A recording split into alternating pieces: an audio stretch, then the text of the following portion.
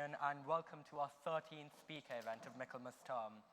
Our guest tonight needs no introduction. Christiane Amanpour is a British-Iranian journalist and television host, and is one of the most famous war reporters in the world. She is the chief international correspondent for CNN, a global affairs anchor for ABC News, and host of CNN's international nightly interview program, Amanpour. Recognized as one of the journalists who most world leaders follow on Twitter, Amanpour has reported on many of the world's most notable crises, including the Bosnian War, Afghanistan, and the Israel-Palestine conflict. Please join me in welcoming her to the Cambridgeian Society.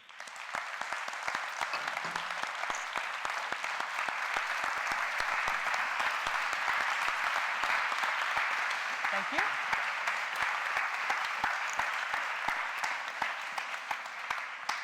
Well, thank you very much for coming here. And as I mentioned, this is our 200th anniversary year, and we have a host of journalists who have agreed to speak at the Union this term. Great. Who else? Fantastic. So we had Emily Maitlis, who was our first speaker of term. She lives quite near me in London. And then we have Christiane Gurumurthy and Fern Britton scheduled to come in a couple of weeks. So ask Christiane about Quentin Tarantino. I will do, and Robert Downey Jr., of course. So I suppose my first question, and I think this question kind of feeds into a lot of what the audience wants to ask you, is what you think your role as a journalist is. Do you think your job is to report events as you see it? In that sense, you perform a descriptive function as a journalist? Or do you think that there is a kind of deeper layer to what you do, in that when you are reporting and when you are acting as a journalist, you're basically trying to fulfill some kind of normative aim of, say, for example, accountability or hold power to account?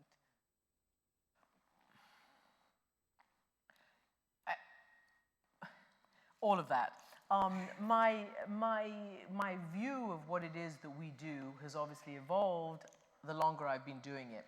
When I was a young journalist, my first story as a foreign correspondent was the first Gulf War. So you can imagine that was pretty dramatic, and it coincided with CNN's explosion into the global consciousness. It was really the first time CNN became a global power, if I might use that term, because many do use it. They talk about the CNN effect. Madeleine Albright once called CNN the 16th member of the Security Council.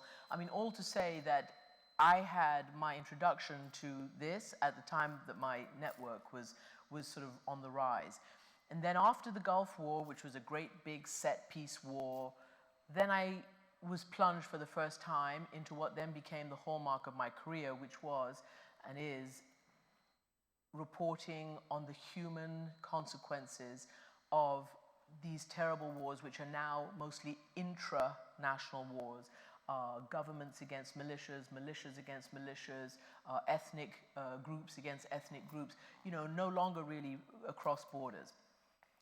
And it's a very difficult thing to come to terms with, because as you are, as I am, an ordinary civilian who happens to do journalism as a profession, you get caught up in the reality of what's going on. For instance, in Bosnia and Sarajevo, we journalists were all, trapped in the same city under siege as the people who we were talking and reporting on. So first you do start because you don't know much more. You're not an expert when you land, and I make no apologies for that. That's just a fact.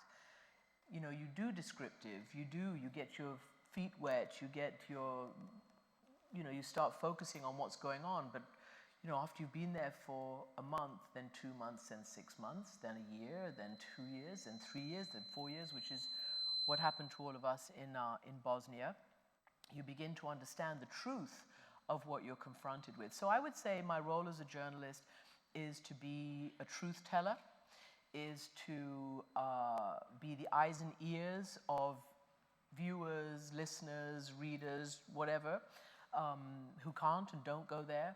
I believe that we are today, in today's parlance, we are the content providers for all the platforms and sites and blogs and all the people who purport to know what's going on and who aren't there. Who brings them the content? We do. So that is what we do. And yes, I have, through choice and through force of circumstance, devoted my career and my work to trying to hold those in power accountable for what they do to the very least of their citizens, and to give a voice and to give a picture and to give a platform and a vision of people's humanity, people who are caught up in the worst possible circumstances through no fault of their own, men, women, and children. I mean, so drawing on from that and the conflict areas that you have reported on, so for example, Bosnia, some of your critics in that scenario question your professional objectivity, claiming that some of your reports were unjustified and favored the Bosnian Muslims. And one thing that you said, and I quote, "There are some situations one simply cannot be neutral about, because when you are neutral, you are an accomplice. Objectivity doesn't mean treating all sides equally, it means giving each side a hearing." How can you maintain that you are still objective whilst almost conceding that you are not neutral? I mean, our golden...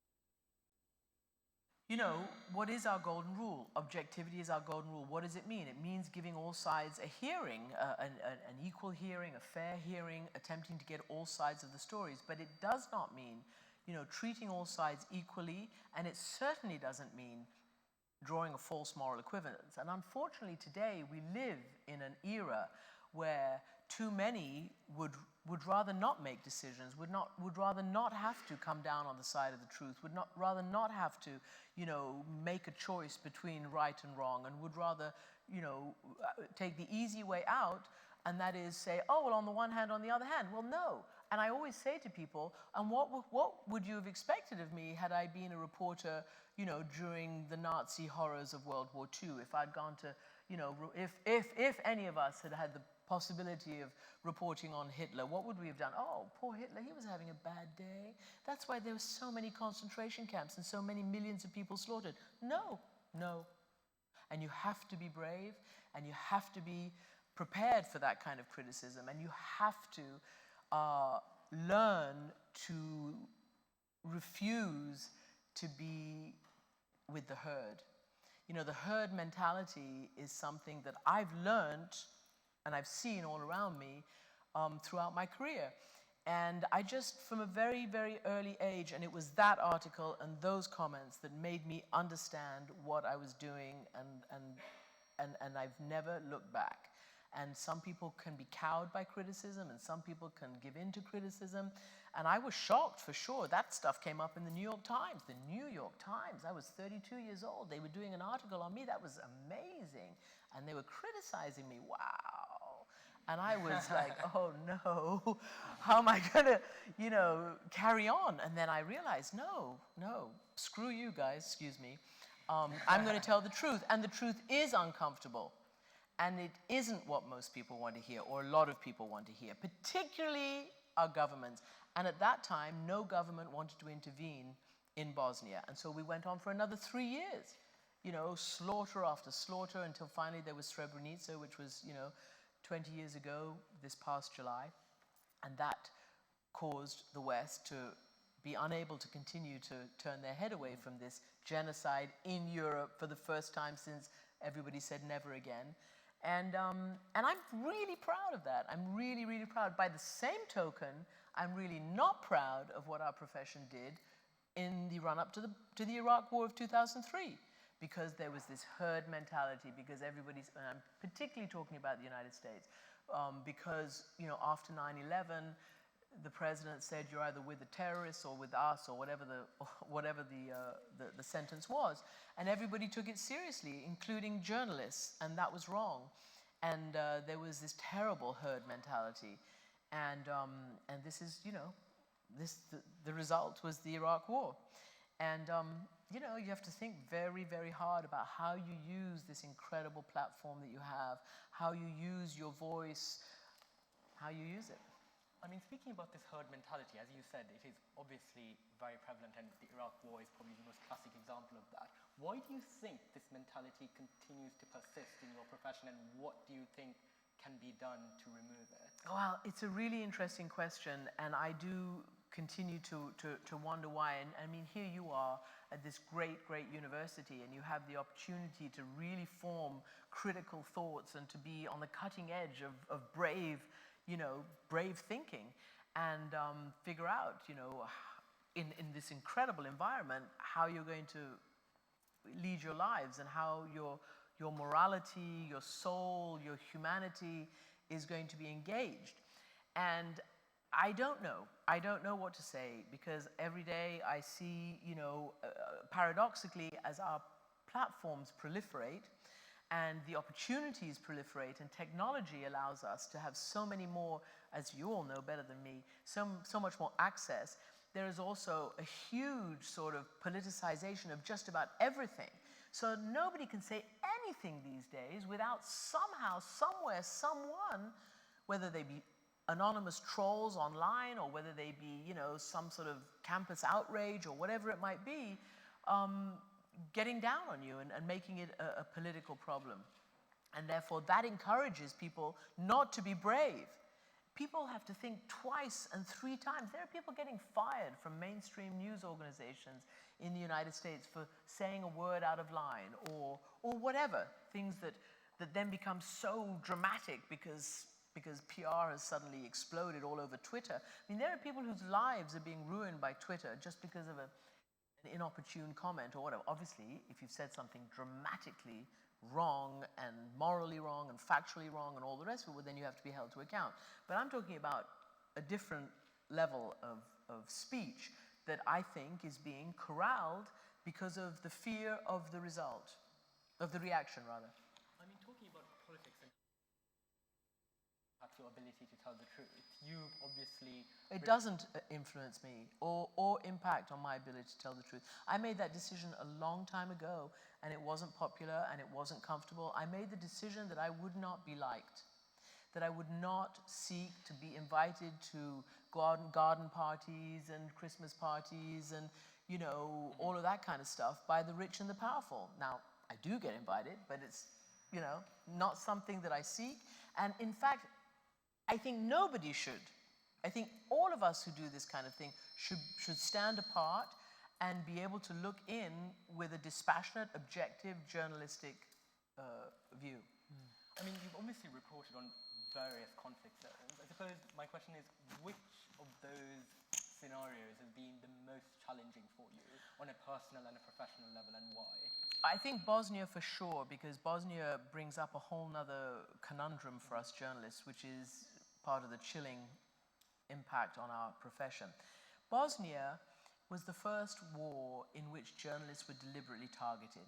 So many of my predecessors, those who had covered, the world wars, those who had covered Latin America in the 80s or Beirut in the 80s or wherever it might have been before I got into the field in the 90s, not to mention Vietnam and other such conflicts, they were viewed as objective operators, people who could, people were thrilled to have them because they could at least tell their story and get the story out. And they, yes, got hurt, but generally in the crossfire accidentally. In Bosnia, we started to be attacked and targeted specifically. And so you'll see, the graph of injuries and et cetera to journalists, and it suddenly went spiked, and it's suddenly gone all the way up since Bosnia. And if you look at, statistics, various organizations I belong to, like the Committee to Protect Journalists, all sorts of other activist groups. I'm also a UNESCO Goodwill Ambassador for safety of journalists and freedom of expression. All the statistics are chilling and terrifying because they show that we are, the leading cause of death for journalists, and I just don't mean just us going out there, but local journalists, people who operate in their own countries, is murder, right? So it's deliberate. Totally skewed from how the rest of the population meets their end. So they're trying to silence the messenger, trying to kill the messenger and silence the truth, and that's a real problem. And then the other compounding problem is that in 90% of the cases, there's not even an investigation, much less a case or a trial or an accountability. So this is a big problem. So Bosnia, in that regard, was terrifying. And then Rwanda was terrifying because you had a bunch of genocidal maniacs, some high on drugs, wielding primitive tools, machetes and clubs, and going on a rampage, the likes of which, you can't even imagine, such pre-industrial killing. And I remember, trying to cross checkpoints to get from one side to the other, or just get from one town to the other. I mean, literally, it was terrifying. You just never knew. You're going to get pulled out and clubbed on the head, and then that's that, you know. What else? Now, of course, now it's terrible because you have ISIS who have decided that they're going to slit our throats. And as a woman, it's doubly terrifying because then you have the sexual assault, the rape, all of that. So it is a very difficult job, and people don't and shouldn't go into this lightly. On the other hand, it is so rewarding and I believe so important, and it's a key pillar of anybody's democracy. It's a vital plank in our civil society. And in so many of the non-democratic nations that I've reported on, I've seen journalists and journalism be on the cutting edge of reform, certainly in emerging democracies, and so it's fabulous as well. Obviously, there's an element of danger and uniqueness associated with reporting and journalism that you do, conflict zones. But obviously, lots of students here, and there are lots of journalists who go into other forms of journalism. I suppose my question is, do you think that there is any kind of journalism that is not constructive? I'm talking about the tabloids in particular. Well, look, I'm not going to single out the tabloids because, you know, they've been there since time immemorial. They have their own role to play, and presumably many people can differentiate between the various things that they're reading or seeing or etc. So you've got the tabloids and you've got the mainstream, you've got news, you've got editorials. You know, there's so much out there that, you know, we also have to have our critical faculties, or everybody who's engaging with all these different forms of journalism. You know, you can't expect to just be spoon-fed, and you have to make your own judgments and decisions. You know, do I particularly think it's great if people go out and willfully report lies which they know are lies just for selling whatever? No, I don't. But that happens, you know, all over the place, and you know, deliberately drum up fake crises or ruin people's lives or whatever. No, it's not great, but I don't know, I guess that's the price of a very free society, and I believe in a very free society and freedom of speech. Obviously, you have to be quite careful as well. I mean, there is such a thing as, you know, screaming fire in a crowded theater, and you have to be responsible. These are very responsible and big platforms that we have. Obviously, when I spoke to you over the phone a couple of weeks ago, you mentioned that in your profession, and in particular in the kind of work that you do, there is often a lot of cynicism attached to journalists, particularly after Iraq and etc. What do you think, as an individual journalist, and what do you think CNN could do to break that cynicism and to address that moving forward? Well, I think all journalists can break that cynicism or counter it. I don't know whether you can break it, because it was really bad what happened in the Iraq War, and many, you know, the New York Times, the Washington Post, etc., they all did massive mea culpas after that. In fact, I don't know whether any of you noticed this week the passing of Ahmad Chalabi, who was the Iraqi official who is most closely associated with pulling the Bush administration into war and with the specious intelligence reports on what was there. I think the only way we can combat cynicism is to show that we're authentic. And again, you can't fake authenticity either. You got to be, you either are or you're not. And you know, to show that you will go to any lengths to get the truth and to hold, you know, those who need holding to account. You just don't want to belong to sort of a good old boys or good old girls network. You don't want to be yakking around with your colleagues and sort of, you know, oh, aren't we super, blah, blah, blah. I really believe it comes down to the old-fashioned reporting. And I don't mean the way of doing it, but just the fact of the matter, you know, shoe leather. Get up, go out, tell the story to the best of your ability, and tell compelling stories, of which there is no lack around the world. I mean, really, there is just so much that's so interesting, and that well is not dry, and there is a huge number of ways of telling even the most, you know, tried and true. I was asked by one of your student journalists, how do you keep things interesting, like the refugee crisis?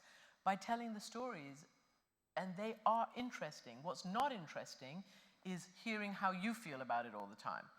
putting the camera on yourself and like, oh, here am I, a tourist in somebody else's misery.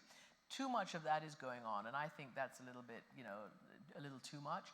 I think that if you're, if you could be Woodward and Bernstein, that's how you dispense and dispel that kind of cynicism in political reporting. Obviously, nobody is Woodward and Bernstein, but that kind of really genuine political reporting, being dogged about investigative reporting, that kind of stuff is really interesting. Understanding, on the other hand, the difference between a really compelling scandal and a made-up, hill of beans. If we treat everything like a war crime or everything like Watergate, yeah, people are going to not believe us. So it's up to us and our profession to be able to do that. I want to move away slightly and to talk about an extended theme of the kind of work that you do, which is giving people a voice and freedom of expression. As you probably are aware, this union and union members very recently held a referendum on whether or not we would give a platform to Julian Assange. And the overwhelming majority voted in favor of hosting him, and he is indeed scheduled to speak at the union this Wednesday by video link. So Mr. Assange, in an interview with you, said that claims that he has been set up, and in various other interviews with various people, claims that he has been set up. What are your thoughts on him? I just don't even understand what that means. Set up how? Okay, I'm not putting you on the spot. I'm just telling you what he said. Okay, I really don't understand what he means. But I will say the following, that I believe in free speech, and I think that anybody you want, I guess within reason, maybe not, anybody you want to come to, as long as you're going to be rigorous with them, as long as you're going to really, hold them to account, it's good to have on campus because, we need to understand and hear all sorts of different views. Again, against the herd mentality, against corralling people's thought into, what I only would say is that I regret that Mr. Assange has taken refuge in the embassy of a government whose record on free press and on the treatment of journalists is lamentable. I regret that. I'm surprised that he would be there. And the only other thing I would say is that, there are allegations of a serious criminal act. And I would ask him why he won't stand up and face the music and be judged by a jury or whatever the legal situation is right now, which, by the way, I haven't read up on the latest on his legal situation. But why? It's very simple. Obviously you... And, you asked me this presumably in light of just your vote, but also, Germaine Greer was pilloried for comments that she had made. And I find that terrifying. I mean, 1,000 signatures to keep this woman off campus? I mean, what a campus is for.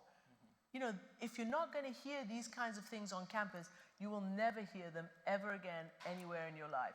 This is the time when you have the great good fortune to be, surrounded by unbelievable amount of ideas, particularly a place as fabulous as Cambridge and, all the other great universities.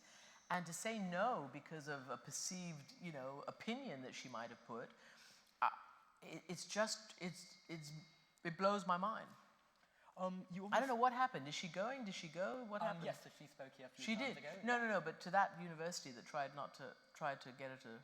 Oh, I'm not You don't sure. know, okay. But yes, something to research. So you were raised in Tehran and you reported on many conflicts in the Middle East. I suppose what I wanted to ask you is, how were you treated in these countries as a female journalist? And do you think that your male colleagues received better treatment? Well, every time I go anywhere, everybody wants to know what it's like to be a female war correspondent or a female covering the Islamic world or whatever. So I never really thought about it when I started out because, yes, I was raised in Iran, but I was raised in Iran before the revolution, so before the Islamic Revolution. Nonetheless, it's an Islamic country, obviously, but it wasn't officially, veils and hijabs and all the rest of it. So my mother's English and my father's Iranian, and I was raised, never having been told or ever having it implied that as a young girl, I couldn't have the same dreams that everybody else had. Never, it just wasn't an issue. So I grew up totally free, thinking that I could do whatever I wanted as long as I was good enough and worked hard enough and etc. So it only became an issue when I went out into the field and people started asking me about it. So my first big story, and CNN obviously wasn't paying attention, because when Saddam Hussein invaded Kuwait in 1990, CNN deployed its people all over. So who did they deploy to Saudi Arabia?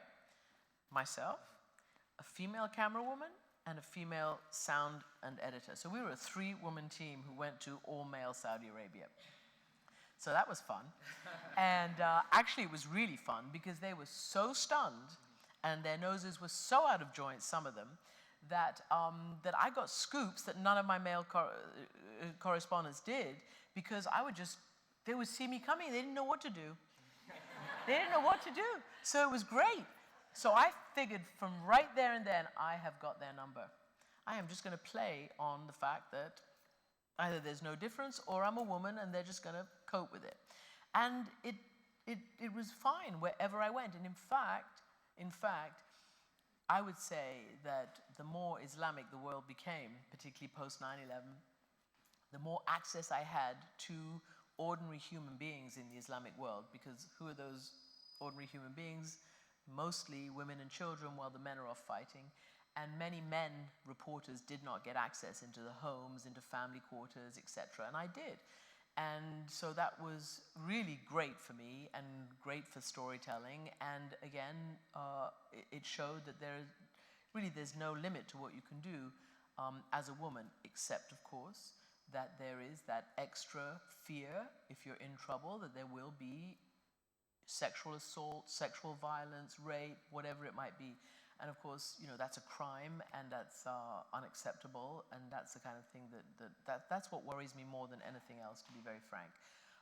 But I will talk about the hypocrisy of some of, I was in Saudi Arabia, and again, you sort of understand what's going on by what's written about you. So this woman who then became my very good friend, her name is Geraldine Brooks, and she wrote for the Wall Street Journal. Now she's a Pulitzer Prize winning author, and she's a great girl. Anyway, she was in Riyadh, and she was visiting either an official or a businessman or what at the beginning of all this Gulf War stuff. And she quoted them as saying, "Wow, CNN clearly has no idea what's going on. How could they send an all-woman team to Saudi Arabia?" And then her next paragraph was, and as they were saying this, there were, imported women in miniskirts, there was imported alcohol, they were having a jolly good time, drinking in a dry country and hanging out with, women who were not their wives and girlfriends. So the hypocrisy, you have to be also very aware of the hypocrisy. There is still, however, a gender gap, obviously, in the profession that you work in, not just in your area of work, but just generally in media. What do you think is the biggest contributing factor to that gender gap, and what do you think can be done as way of a strategy to address that? Well, there's the good and the bad. So just one soundbite that I just loved, which I believe happened yesterday or the day before, as the new Canadian Prime Minister Justin Trudeau was being, you all know this, right, was being inaugurated, sworn into office. A reporter said to him, "Why is gender balance in your cabinet so important?" And behind him was his new cabinet, which was practically half and half. And he said, "Because it's 2015." So wake up and smell the coffee, guys. I had Christine Lagarde, the head of the IMF, on my program the other day, and we were talking about gender imbalance and gender equality in terms of global well-being, in terms of GDP, in terms of all the things that her organization, financial organizations and development organizations deal with. And she said, why is it important to have, for instance, equal pay for equal play? Why is it important to have equity, gender equity? This is not about women dominating men, it's about parity, justice, equity. She said, well, first, it's a human right. Secondly, it's morally the correct thing to do. And if all that fails, it's economically smart, because women in the workforce who are fully engaged, fully employed, put the GDP up by significant percentages, even in the United States. So they've judged. I mean, they have the statistics, and they're able to show that if there were X number of women, or if it was an equal workforce, that I think it's like GDP would be higher by 21% in Egypt or India maybe, and 5% in the United States of America. I mean, it matters. It matters on every single level. In my profession, if you look at me, and if you look at producers and camera people and all the rest of it, so many women. I mean, it's just, we really are out there, out front, and totally accounted for. However, in the executive suite, we are not. In the executive suite, it's still the men who call the shots. In the executive suite, the men will tell, even in 2015 in the United States of America, and maybe it happens here too, a woman what to wear on the air, how much makeup to put on, how to color her hair, what to do. It is an abomination and a disgrace. And that is because we don't have enough women. There's no equality in the executive suite. And it's a disaster, and I always tell all the women, I do a lot of mentoring, a lot of young women. First of all, they say, how can I be you? And I say, well, it takes a lot of work. So don't think you can, be at the top of your game without putting in all the legwork. And then they say, what do I do? Because when I go out to do this or that, they tell me I should look like this, and I should wear my hair down or up, or these earrings. I said, you just don't listen. You just ignore it. Dare them to hold you account, for not wearing, a décolleté, or for not putting your skirt up here. It'll be a disaster for the company, and there's no way. So, some people, are brave enough to take that advice and to stand up for themselves, and some people, they need their job and they're scared. It's a very sad situation, and unfortunately it still exists. I think it's great what David Cameron has started to do, and what others are saying, that all the companies should start publishing, have transparent salaries to see how differently men and women are paid for the same job. And I believe strongly in equal pay for equal play, because I believe that all this attempt at gender equality has been treated a little bit like a sort of like a basket weaving course, like it's a charitable thing, right? But it's not. And we have to start leveraging our income, our disposable worth, our numbers, and the more women in politics, the more women on boards, executive women, of course. Most of the ones right now are non-executive. But the numbers are rising, so it's good. Although the numbers in parliaments and such are not rising quick enough. And I believe in quotas, but I know that's very controversial, and I believe in it only with a sunset clause. I believe in leveling the playing field, because by natural selection, it's still not working. You're voting Hillary, aren't you? I can't vote. Okay. I'm not an American. Okay.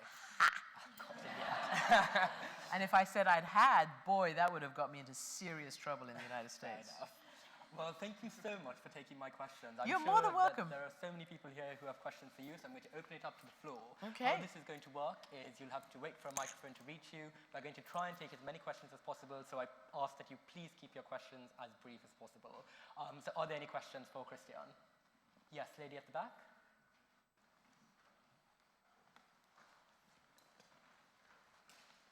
And then this lady.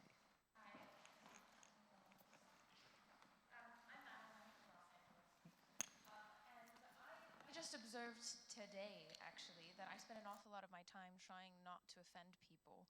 And so I don't really state what I really think about things, but instead sort of go around about it in a conciliatory manner. And I think that will be a problem for me in my life. And it seems like you don't do that. So how can I go about actually changing the way that I approach my opinions?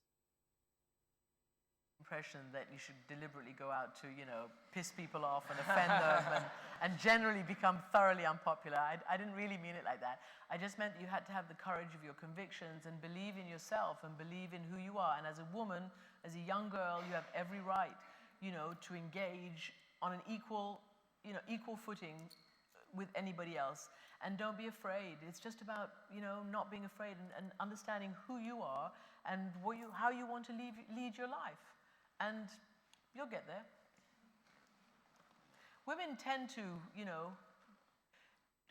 Okay, I'll give you a fabulous example. I was having lunch today with 3 of my fellow school moms. Our kids all go to the same school.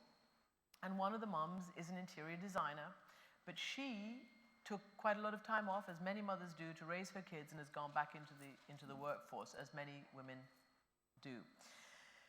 And she was saying, we were talking, you know, when people ask me what I do, I go through these, you know, massive contortions, these verbal sort of gymnastics, because I can't say, I'm an interior designer. And I said, say it now, read my lips. And by the end of the meal, she was saying she's an interior designer. But somehow she felt that, you know, she wasn't authentic because she hadn't, you know, she wasn't, I don't know, in the newspapers, or she wasn't in Home and Garden, and she had taken so much time off or whatever. This is probably a totally different example, but just to, you know, just be sure of yourself. Next question, this lady in the front.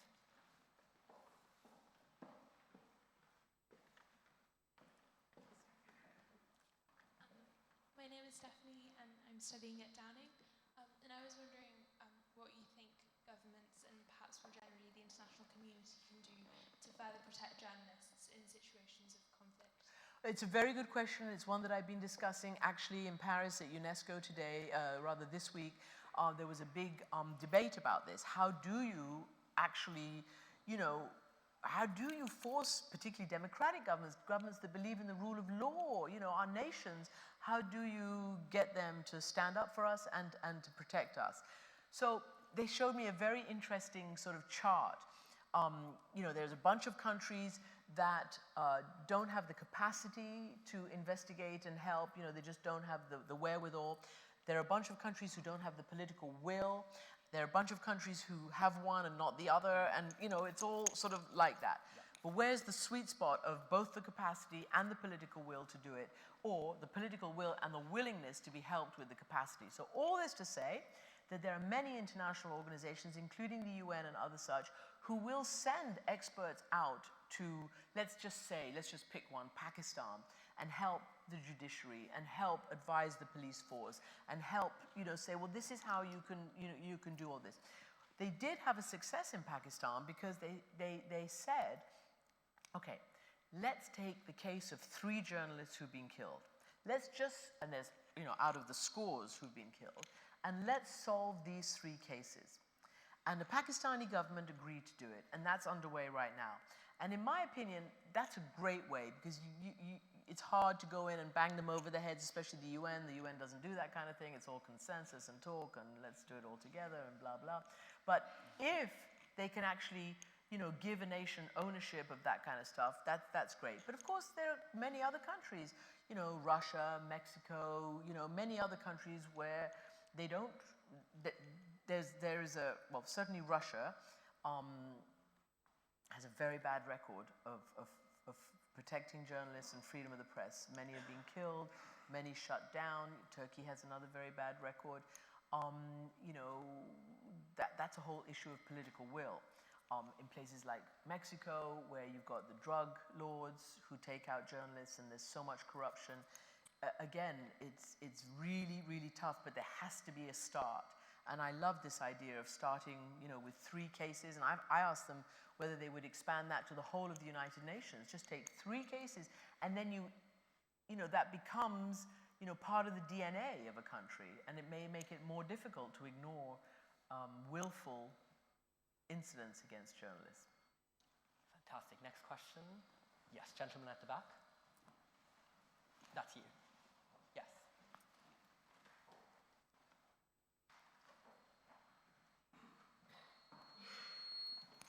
Hi, my name is Jordan. I've been reporting as a humanitarian journalist along the Syria-Jordan border. One of the things you mentioned was making sure that leaders, you know, protect or expose what's happening to the least of the people in a country. And right now in Syria, you know, I've talked to the people from the Damascus suburb of Douma and the people in Dara, and they're really suffering. And you know, one man lost 36 members of his family. So I guess my question is, how do we keep the attention on what Bashar al-Assad is doing to his people, and not just get in the hype of what the Islamic State's doing, although it's brutal, what Bashar al-Assad is doing Well, look, I'm really glad for that question because it has so many layers to it, and it's a heartbreaking reality that we're all faced with, and the whole world has failed, but I mean really failed Syria. And it's what we saw in Bosnia, except we forced them finally after 4 years to turn around and to take action and to stop the killing there. And it's impossible to do the same in Syria, and the reason is because Assad won't let us in, so there's no tipping point, there's no momentum, there's no critical mass of journalism happening there, and it's all happening, often very, in a very dramatic way, but mostly by activists and civilians, the kinds of things that we often, can't verify, so we can put it out there, but, it's not the same as having, journalism to tell that story. Plus, obviously, the chilling impact of the ISIS slitting our throats, so people simply are not going to go into that territory anymore. I anchor a show, I present a program every single night, and I have done Syria probably every, 3 times a week for the last 4 years. And I am stunned by every time I ask our leaders why they're not doing anything, by the total lack of strategy, the total unwillingness and inability to do anything about it. And I am sure that what I say is probably unpopular in a place like this, because I know that nobody wants to go to war. I know that people are fed up, particularly after what happened with Iraq. But in the same way that Iraq had, the action that it did have, inaction has had the same effect on the poor people of Syria, and now on the people of Turkey, Jordan, and Lebanon, who are housing the bulk of the refugees, and now on the people of Europe, who are taking in the overflow. I mean, this is, what's happening is they're being squeezed out and regurgitated, all over the world, wherever they can find a place to go. And, you can trace this back to the first protests in Daraa in 2011, and it is so bad.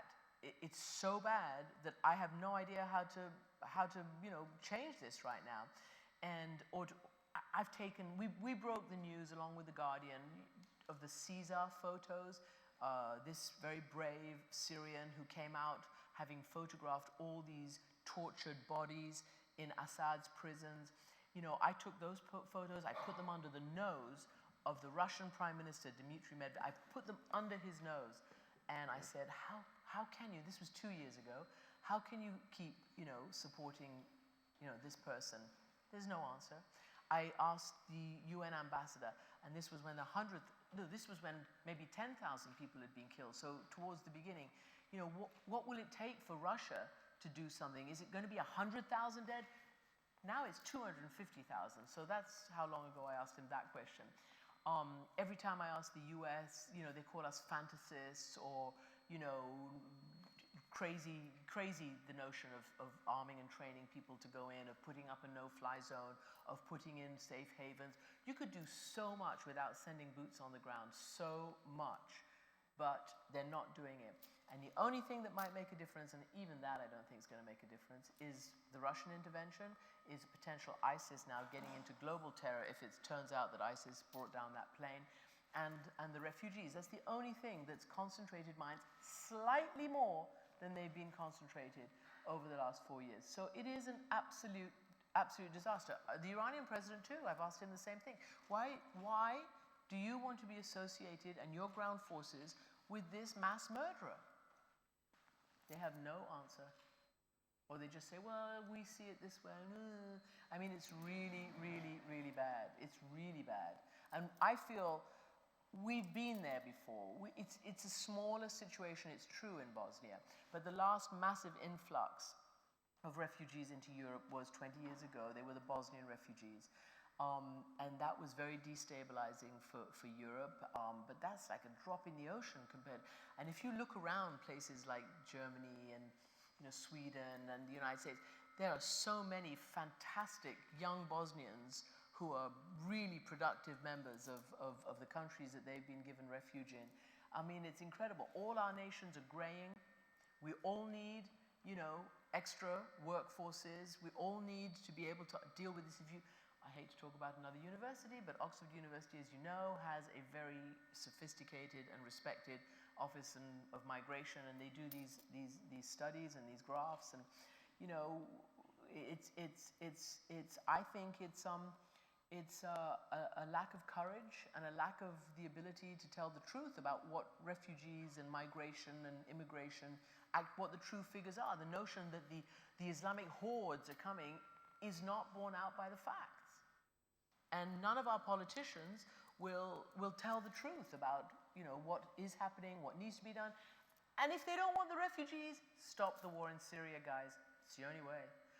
There was a very interesting poll that was done by the Germans in the summer, or I think it came out in September, I can't exactly remember when, but quite recently, in response to all the refugees coming to Germany and to Angela Merkel's open door policy.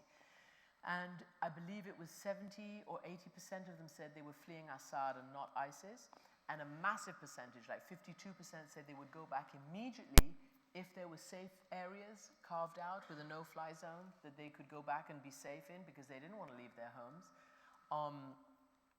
And so, you know, that's the reality. And again, if you go back to 1991, after the first Gulf War, when the United States encouraged the Shiites and the Kurds to take on Saddam Hussein and then left them to Saddam Hussein when they did, they then came through with a no-fly zone. And for many, many years, from 91 till when they deposed Saddam, so more than a decade, they flew their aircraft over southern Iraq and northern Iraq, Kurdistan. And to this day, in that part of the world, the Kurds are the most evolved, the most democratic, and they're the only people who are willing to go on the ground and put their fighters against ISIS. And so it worked.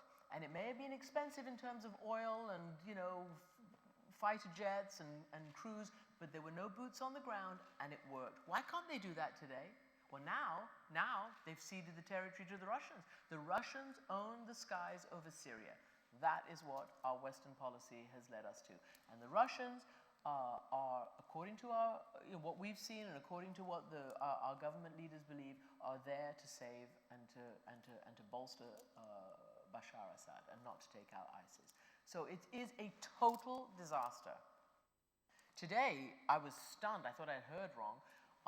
Michael Fallon, the defense secretary, said it was morally indefensible for Britain not to be striking ISIS targets in Syria. And just one more thing while I'm on this rant. People have treated those who believe that a moderate force could have been trained and sent against Assad. They've treated us as fantasists. I mean, you know, President Obama has used that word. It's just a fantasy to think, you know, we could have trained a military.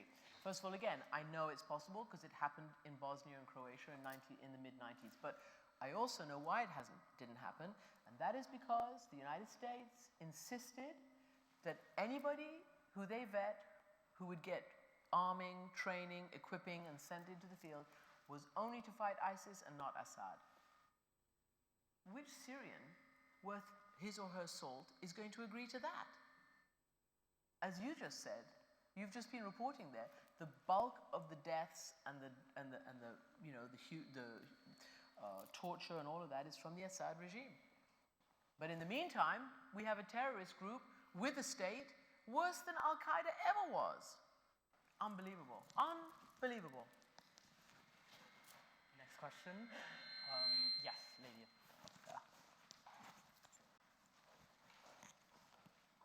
Xavier. Hi, thank you so much for your wonderful speech. My name is Esther, and before I came to Cambridge, I was a reporter for a leading Chinese media. So I worked in both Washington, D.C. and Beijing to cover general business and financial news.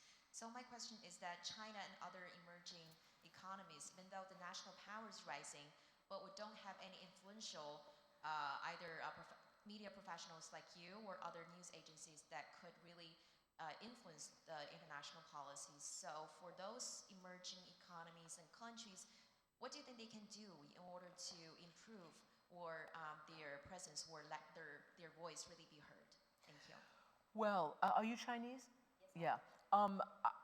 One of the things that, which is kind of interesting and clever by the Chinese government, but I'm not sure is, helps helps widen the pool of free press, is,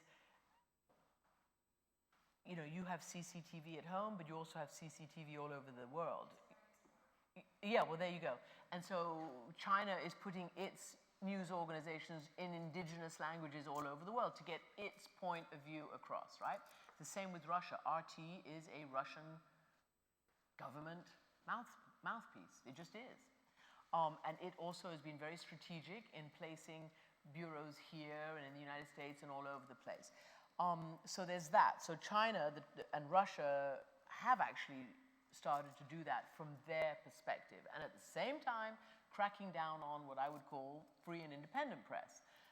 So, there's a certain view of China going out, but there's not a total truthful view of China or of Russia going out from those organizations. So I think that until these countries decide whether they're going to be in the democratic world or the non-democratic, which doesn't mean the Western world, it just means democratic or not, I think it'll be very difficult, because whatever comes out of there, except from those brave people who stand up and tell the truth and then are imprisoned, will be viewed as national propaganda. So that's where we are at the moment, and it's tricky. It's very tricky, indeed. Thank you. We have time for 2 more questions. Yes, lady in the front. Thanks. You alluded to this a little earlier. When I was a kid, there were 3 or 4 TV stations. At 12 o'clock, programming stopped. Now there's been a massive explosion of social media. We all have our toys, and that means pretty much everyone's a reporter.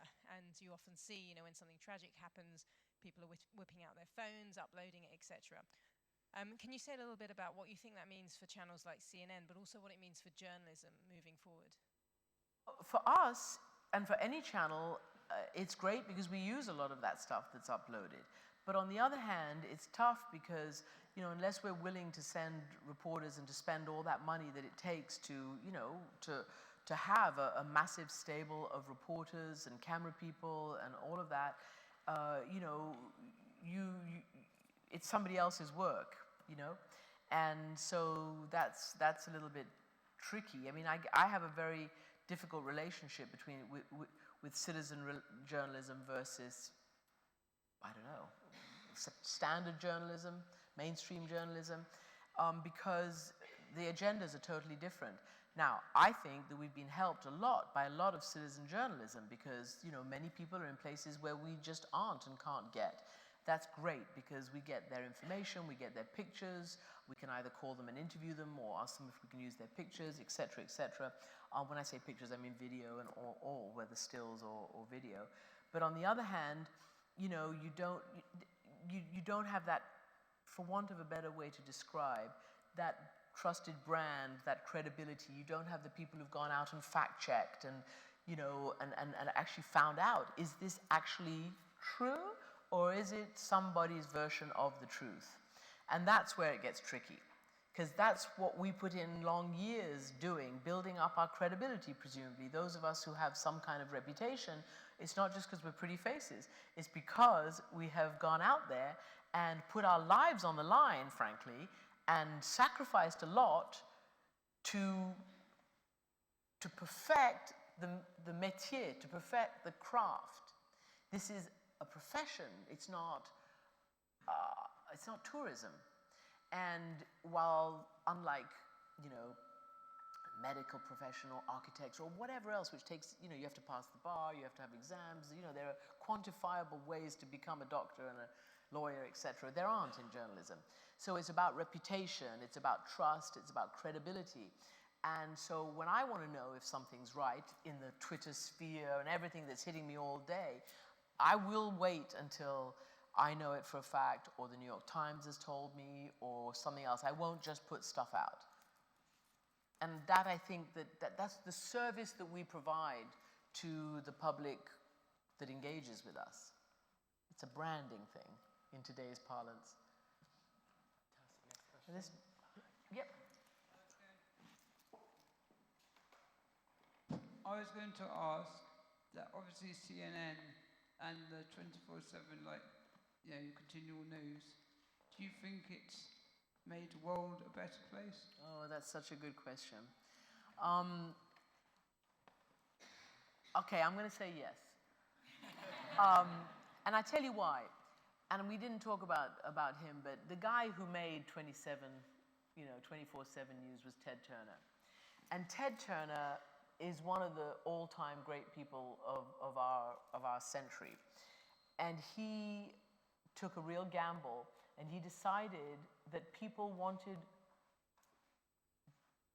democratization of information, and that people wanted to see and get their information at any time of day or night. So he preceded all this.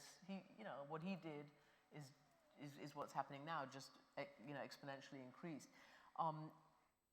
And he took huge risk because people laughed him out of the room. He could barely get raise the funding, and it was really difficult. But he continued with CNN, and in my opinion, the CNN effect has been transformative. It has transformed the media landscape and the world. And I think that it's not perfect, and I think that, even today, maybe, the whole environment is getting sort of shabby around the edges, but the mandate and the mission made the world a better place because it meant that we could shine that light in every corner of the world, and nobody could say that we don't know what's going on. They might not do anything about it, but they can no longer say we didn't know, because we showed it, and everybody who's followed us is showing it too. And that's really, really, really important. And equally important when CNN went international, because for 5 years CNN was just domestic, just US. In 1985, 30 years ago, it went global. And that meant that countries which only had state-run media, those who could drum up a satellite or could somehow get the CNN signal, for the first time were able to get information that was not state-controlled information. That opened people's eyes and their minds, and that made a huge difference too. It's like what the BBC World Service Radio was doing, but this was now television with pictures in real time, And that, I do believe, made the world a better place. Not just telling the terrible stories of war, but highlighting, for instance, the famine, for instance, in Somalia. There was the 84 famine. That was the BBC who brought that to the world's attention. Then there was the 91-92 famine, and the world responded and ended the famine in Somalia. And this is good. This is really good. And the truth of the matter is, no matter how bad the world is in certain corners and regarding certain things, there is more democracy today than when CNN first started. Obviously, the Berlin Wall went down, and a lot of that stuff happened. But I do believe, I believe we made the world a better place. But I believe we always, always have to be vigilant to make sure that is how we use our platform, to keep making the world a better place and to not fall into the trap of wasting and frittering away this incredibly valuable tool. One last question. This gentleman here. Sure. He just happens to be in my line of sight. Can I just say, one of the first colleagues who I met after the first Gulf War is a NPR journalist called John Hockenberry, and he's also wheelchair bound. I found him on the top of the mountain, the borderland in Kurdistan between Tehran and Iraq during the Kurd crisis right after the Gulf War. So, it was great. Nothing's off limits. My name is Hatem Hamid. I'm from Gaon College.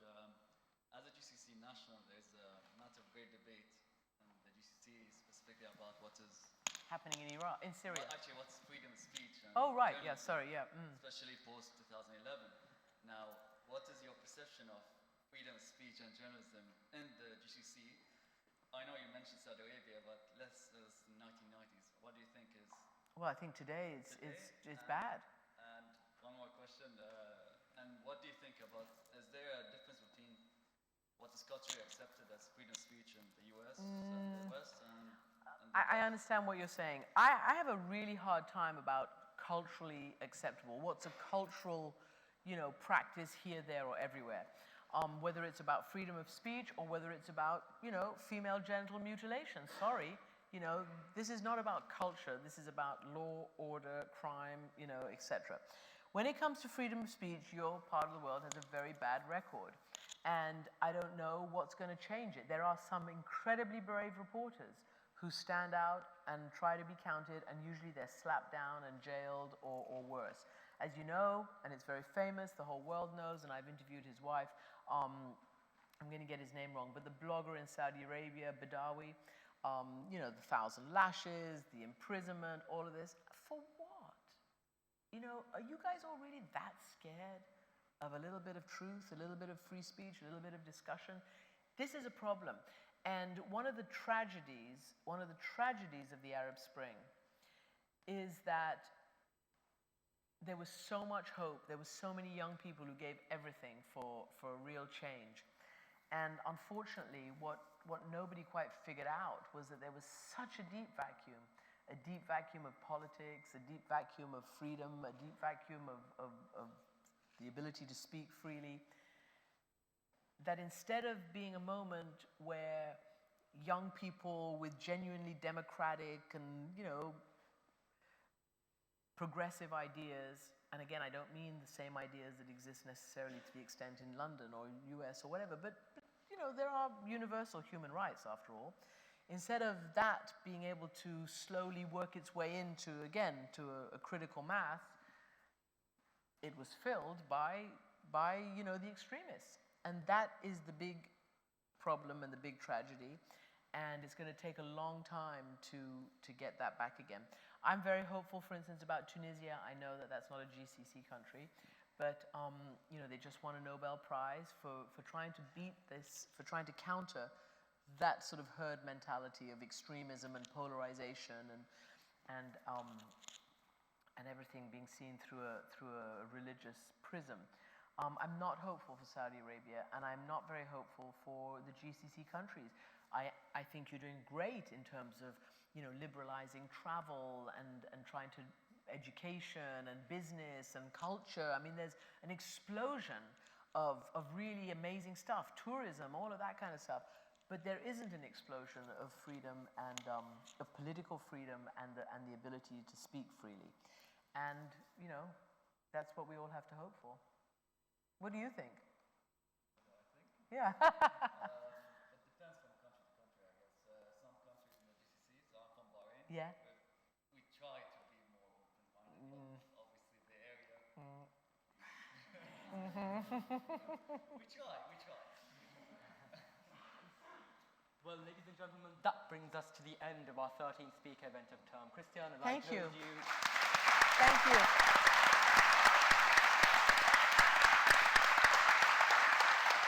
Thank you.